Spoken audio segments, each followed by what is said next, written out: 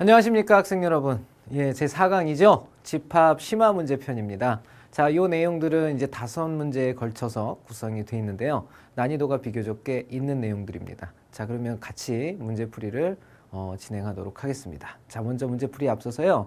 우리 학생 여러분들 반드시 선생님이 먼저 풀어보고 그 다음에 잘 모르는 것 위주로 이렇게 클리킹 해가면서 볼 수 있도록 주문을 좀 드렸었죠. 자, 그거 반드시 지키고 나서 이 문제 풀이 보시도록 합니다. 자, 그러면 진행하도록 하겠습니다. 자, 오늘 4강 내용은요.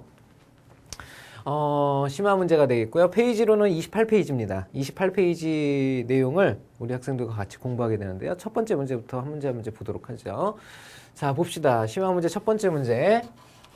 자, 16번 문제입니다.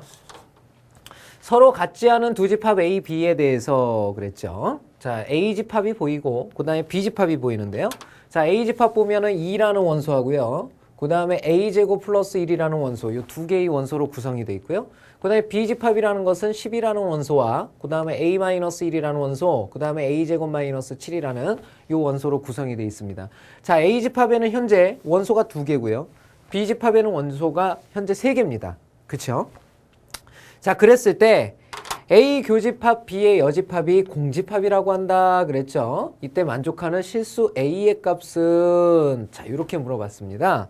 자, 그럼 먼저 보죠. 뭐 어디서부터 봐야 돼요? 바로 A 교집합 B의 여집합이라는 부분을 정리를 할 수가 있어야 되겠죠. 자, A 교집합 B의 여집합이라는 것은 바로 A 차집합 B로 바꿀 수가 있겠고요. 이 A 차집합 B가 바로 어떤 집합이 되느냐? 공집합이 된다는 것을 뜻합니다. 자, 이 말은 바로 뭘 뜻하냐면요. A에서 B를 뺐더니 남은 게 없다 이런 뜻이니까 A보다는 B가 가진 것이 더 많아야 된다는 뜻이 되겠죠. 물론 같아도 되겠지만요. 그죠? 그래서 A가 B에 포함이 된다. 이런 사실을 알 수가 있겠죠. 자, 그러면 현재 A의 원소로는 어떤 원소가 있다고 그랬냐면 2하고 요 두 개가 있다고 그랬고요. B의 원소로는 10하고 A-1하고 A제곱 마이너스 7이 있다고 그랬어요. 그런데 뭐라고 그랬느냐? B가 A를 포함해야 한다고 그랬죠. B가 A를 포함한다는 얘기는 무슨 말이냐면 A에 있는 원소는 B에 당연히 있다라는 것을 뜻하겠죠. 그쵸? 자, 보아하니 B집합에는 현재 10하고 미지수 2개로 이루어진 식이 있죠. 그죠? A에는 2가 반드시 들어가게 돼 있고 또 하나의 원소를 가지고 있는데 바로 이 2라는 원소가 B에도 있음을 나타내고 있는 거죠. 그러면 2라는 원소는 도대체 어떤 원소겠습니까? 이 두 가지 중에 한 가지가 2가 되는 조건을 만족시켜야 되겠죠. 그죠? 첫 번째, 바로 A-1이 2가 되는 경우를 생각을 해볼 수가 있고요. 자, 두 번째는 A제곱 마이너스 7이 2가 되는 경우를 생각해 볼 수가 있겠습니다. 그렇죠? 자, 그러면 만족하는 A의 값은 여기서는 얼마가 나오게 되냐면 3이 되고요. 그 다음에 두 번째 식에서는 A제곱은 요거 넘어가서 9가 돼버리니까 A는 플러스 3 또는 마이너스 3이 되죠. 자, 이렇게 해서 우리가 전체적으로 볼 때 여기에 3과 여기에 3이 일치하고 있기 때문에 우리는 두 개의 원소를 가지고 생각을 해보면 되겠습니다. 바로 첫 번째 뭐가 되냐면 A가 3이라는 가정하에 A, B 집합의 조건을 한번 생각을 해보고요. 두 번째는 A가 마이너스 3일 때를 순서대로 생각을 해보면 되겠죠. 만약에 A가 3이라면 A 집합은 어떻게 생겼냐면요. 2라는 원소와 그 다음에 3의 제곱 플러스 1이겠죠. 그러니까 10이라는 원소가 들어가게 되고요. 그 다음에 B라는 집합은 어떻게 생겼느냐. B라는 집합은 10이라는 원소와 3이 들어가면 2가 되겠고요. 3이 들어가면 또 3, 3은 9 빼기 7이 돼서 또 2가 돼요. 자, 이 말은 집합에선 중복된 원소를 한 번만 쓰게 되기 때문에 결국은 이 2라는 원소가 지워지겠죠. 이렇게. 하나가 사라집니다. 결국은 이 A와 B 집합은 서로 같다라는 사실을 알 수가 있죠. 같다. 그죠? 자, 그러면 이 같다라는 것은 우리 문제를 다시 한번 보면요. 맨 처음에 나오는 말이 무슨 말입니까? 서로 같지 않은이라는 표현을 쓰고 있죠. 그러니까 두 집합이 서로 같아서는 안 된다는 뜻입니다. 이해되셨죠? 자, 그러니 바로 A가 3일 때는 상등이 되기 때문에 문제의 조건을 만족시킬 수 없다는 뜻이 되겠고요. 자, 그럼 두 번째. A가 만약에 마이너스 3이라면 만족하겠는가? 자, A 집합은 어떻게 되냐면요. 2하고요. 만약에 마이너스 3이라면 제곱에 1을 더했으니까 역시 10이라는 똑같은 위와 같은 원소들이 보이게 되겠고요. 자, B집합을 정리하게 되면 A가 마이너스 3이면 먼저 10이라는 원소와 마이너스 3이면 두 번째는 마이너스 4가 나오고요. 그 다음에 세 번째는 마이너스 3의 제곱, 바로 9에서 7을 뺀 2가 나오게 됐죠. 자, 이것은 바로 B가 A를 포함하는 형태를 나타내고 있죠. 그리고 A와 B는 서로 같지 않죠. 그래서 우리가 구하고자 하는 A의 값은 바로 누가 된다는 거 알 수 있냐면 마이너스 3일 때만 우리가 구하고자 하는 값이 된다는 것을 알 수가 있습니다. 자, 이렇게 해서 우리가 문제에서 구하고자 하는 정답은 몇 번이라는 거 알 수 있죠? 그렇죠. 1번이 정답이라는 거 알 수가 있겠습니다. 자, 이해되셨죠? 자, 다음 문제 보도록 할게요. 자, 다음. 자, 17번 문제 보도록 합시다. 17번 문제. 자, 자연수 K의 배수를 원소로 하는 집합을 AK라고 할 때 그랬죠? 자, 뭐라고 그랬냐면 첫 번째 줄이 나타내는 것은 요 말이죠. AK란 K의 배수 집합을 나타내고 있는 거죠. K의 배수 집합을 나타내고 있는 거죠. K의 배수. 자, 그랬을 때 AM이 A4와 A6의 교집합의 부분집합이 된다더라 이런 뜻입니다. 그쵸? 그러면 A4라는 것은 몇의 배수를 뜻해요? 4의 배수를 뜻하고요. 그 다음에 A6는 6의 배수를 뜻하게 되겠죠. 그러면 이 말은 무슨 말이냐? 4의 배수도 되면서 6의 배수도 되는 것을 찾으란 뜻이죠. 그 말은 바로 여기에 뜻하고 있는 것이 몇의 배수란 뜻이냐면 바로 12의 배수임을 뜻하고 있는 말이죠. 그죠? 자, 이 말은 바로 12의 배수다 이런 뜻이 되겠습니다. 그러면 12의 배수들 중에 12의 배수의 부분집합들 중에 m의 최소값을 구하여라 그랬어요. m이 가질 수 있는 최소값을 구하여라 그랬어요. 그렇죠? 그러면은 당연히 12의 배수보다는 4의 배수가 더 많죠. 그러니까 12일 때 최소값을 갖는다는 거 알 수가 있겠죠. 그죠? 그래서 12의 약수의 배수들은 오히려 12의 배수보다 더 많은 약수를 갖기 때문에 m의 최소값은 바로 얼마가 된다는 거 알 수 있냐면 12가 된다는 거 알 수가 있겠죠. 그죠? 자, 다음 두 번째. 자, 여기를 보면요. 자, 이것은 A8이라는 건 8의 배수를 뜻하겠고요. A12는 12의 배수입니다. 그러면 이 둘을 합쳐놓은 배수란 뜻이죠. 그죠? 그러면 8의 배수 또는 12의 배수를 뜻하죠. 그죠? 자, 그랬을 때 그것은 바로 A의 N, 바로 N의 배수의 부분집합이 된다더라 그랬죠? 그죠? 그럼 이건 8의 배수고요. 이건 12의 배수거든요. 결국은 이 N이라는 것은 이 둘을 모두 포함할 수 있는 최대 공약수가 된다는 거 알 수 있죠. 왜냐하면 8의 배수는 이 둘의 최대 공약수인 4의 배수에도 속하겠죠. 12의 배수 역시 4의 배수에 속하기 때문에 결국은 이 n이 가질 수 있는 값은 결국은 4의 약수들이거든요. 4의 약수들. 그 수 중에서 가장 큰 n의 최대값으로 옳은 것을 찾아달라는 얘기죠. 당연히 최대값은 4가 되겠죠. 4.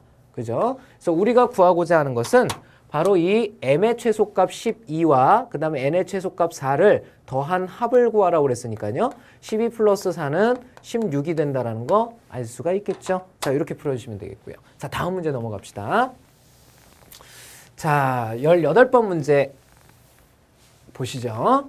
자, 두 집합 A, B에 대해서 A 땡글 B가 그랬습니다. A 땡글 B가 A의 교집합, B의 여집합, 합집합, 그 다음에 A의 여집합, 교집합 B라고 그랬죠. 그죠? 자, 이거 보면서 느껴지는 거, 그렇죠. 이젠 나와야죠. 대칭 차집합이군요. 자, 이런 표현 쓸 수가 있겠고요.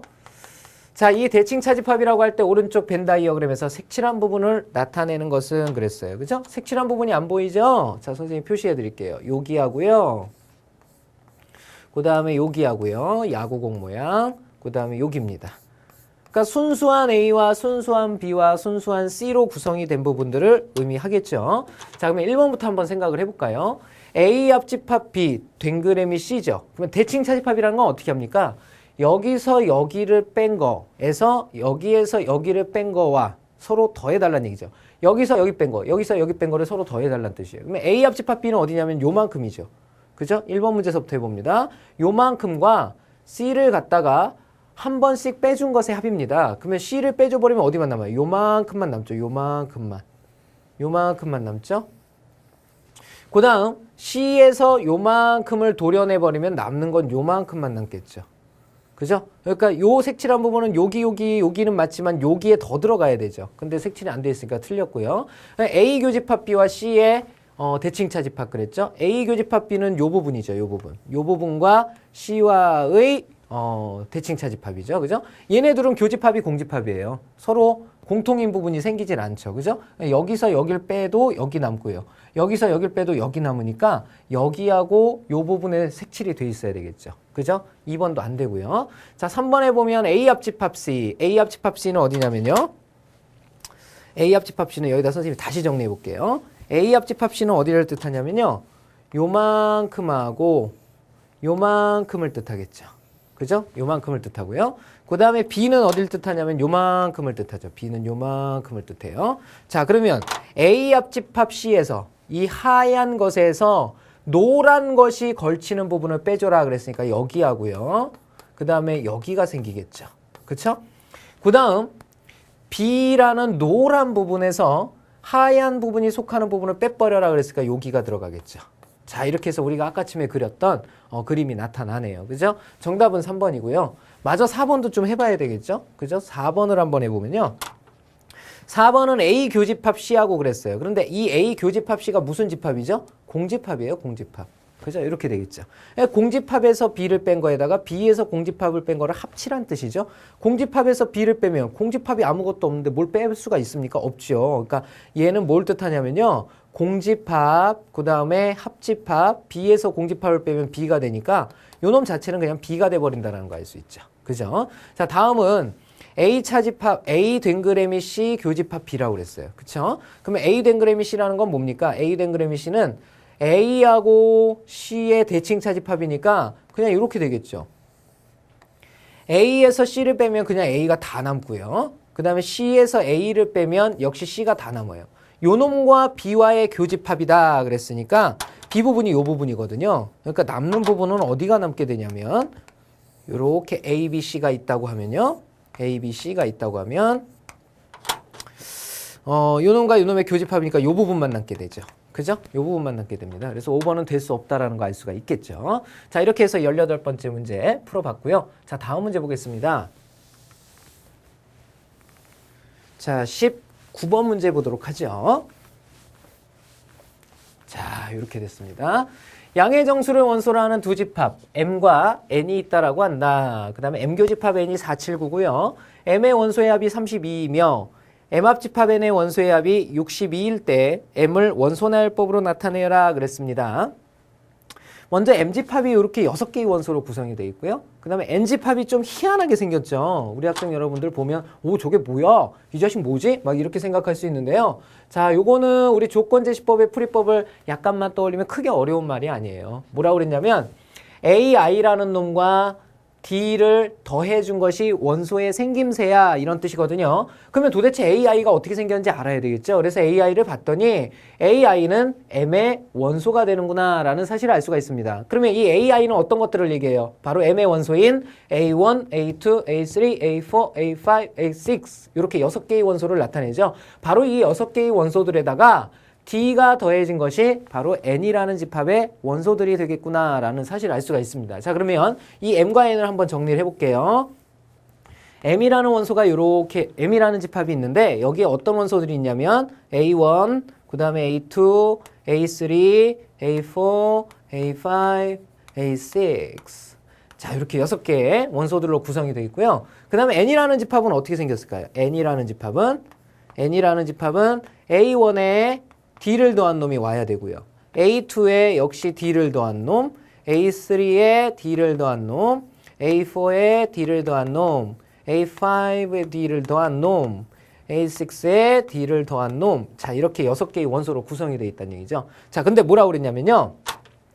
바로 이 M교집합 N에는요. 479라는 원소를 갖는다 그랬어요. 그러니까 M에도 479는 있어야 되고 N에도 479는 있어야 된다는 뜻입니다. 그쵸? 그러면 이 내부를 다시 한번 정리하면 A1, A6, A1, A6 플러스 D 이거 꼴은 알겠죠? 그러면 요 안에는요. 우리가 어떤 원소들을 반드시 가지고 있어야 되냐면요. 479라는 원소만큼은 반드시 가지고 있으라는 뜻이거든요. 479라는 원소. 그러니까 여기에도 4하고 7하고 9는 있고요. 그 다음에 여기에도 479라는 원소는 있어야 된다는 뜻입니다. 이렇게 3개의 원소들씩은 갖고 있어야 되고요. 그 다음 M의 원소의 합이 그랬습니다. M의 원소의 합. 그러니까 여기에 들어있는 원소들의 합이 얼마라고 그랬냐면요. 바로 원소의 합이 32라고 그랬죠. 32라고 그랬고요. 자, 그 다음에 M 합집합 N의 원소의 합이 62랍니다. 그러니까 요 원소들과 요 원소들을 합쳤을 때 62라는 원소를 갖는다는 얘기죠. 그때 이 M을 원소 나열법으로 나타내어라 그랬죠. 그쵸? 자, 그러면 정리를 한번 해봅시다. 얘는 지금 어떻게 되냐면요. 4에다가 D를 더한 게 이쪽으로 오겠죠. 그죠? 7에다 D를 더한 것도 이쪽으로 오고요. 9에다 D를 더한 것도 이쪽으로 와요. 문제는 뭐냐면 여기에 있는 원소들과 여기에 있는 원소들의 합이 60이고 그 다음에 요 원소들의 합이 32라는 성질을 이용해서 문제를 풀어야 되겠죠. 그러면 이 원소들의 합이 32면요. 도대체 이 원소들의 합은 어떻게 될까요? 원래 가지고 있던 32에다가요. 32에다가 D라는 놈이 각각 6군데 더해진 거잖아요. 그죠? 그러니까 플러스 6D가 되는 거죠. 플러스 6D. 이게 원소들의 합이죠. 이해되십니까? 자, 그러면 이 원소의 합과 이 원소의 합을 더하게 되면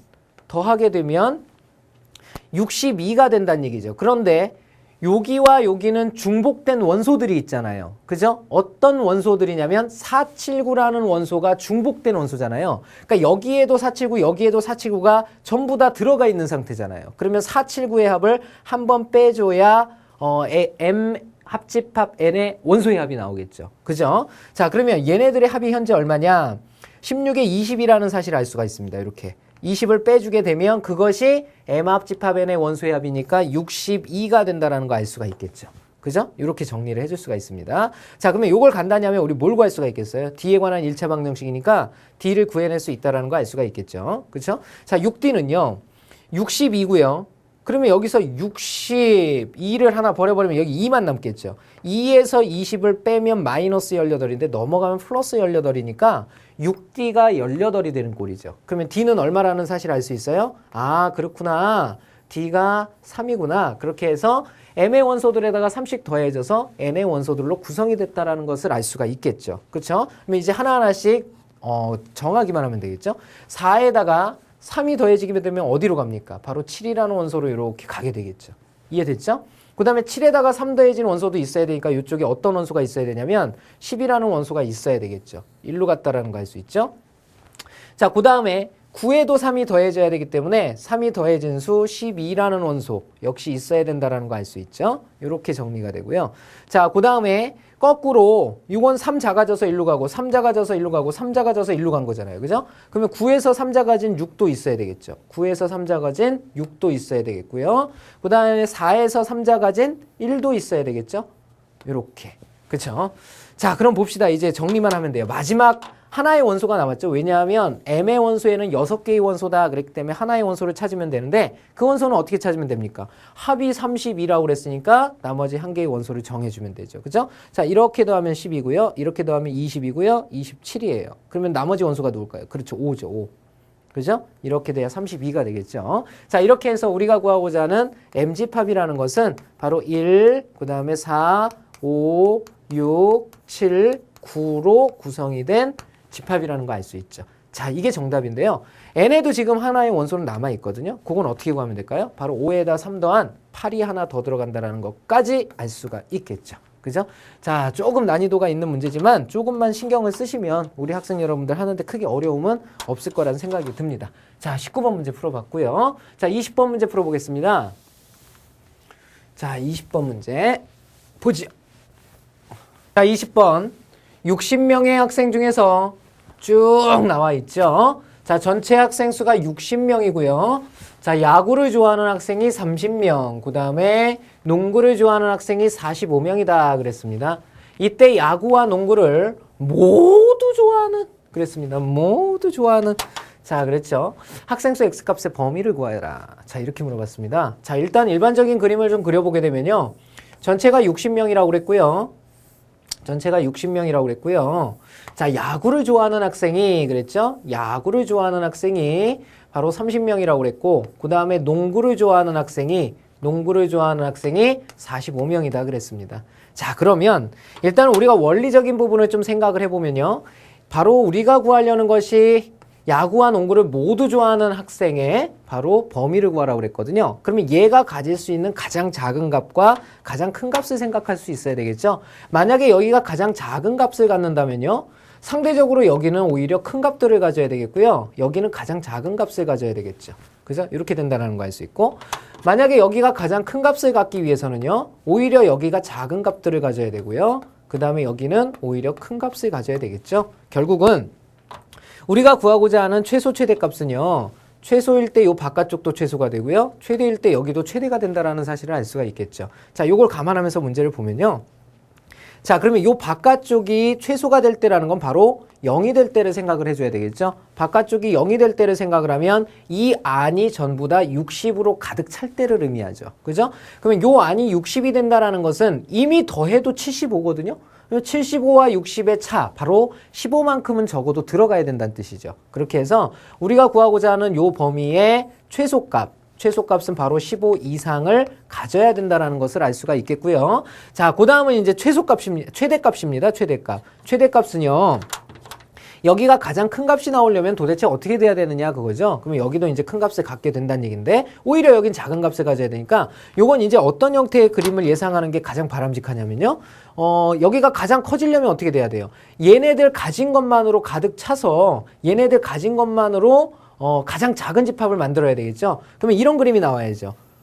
자, 야구가 농구보다 작은 인원을 갖고 있기 때문에 야구 30명이 농구 안에 쑥 들어가는 요런 그림이 나와야 되겠죠. 그죠? 그러면 여기 농구만 좋아하는 학생이 15명이 되고요. 그 다음에 바깥쪽 전체 60명 중에 야구와 농구를 모두 좋아하지 않는 학생이 15명으로 가장 큰 값이 들어갈 때를 의미하는 거죠. 자, 이렇게 해서 여기에서의 농구와 야구의 교집합은요, 바로 30일 때가 가장 큰 값을 갖게 되죠. 그죠? 그래서 우리가 구하고자 하는 바로 야구와 농구를 모두 좋아하는 학생의 최소값은 얼마가 된다는 걸 알 수 있고요.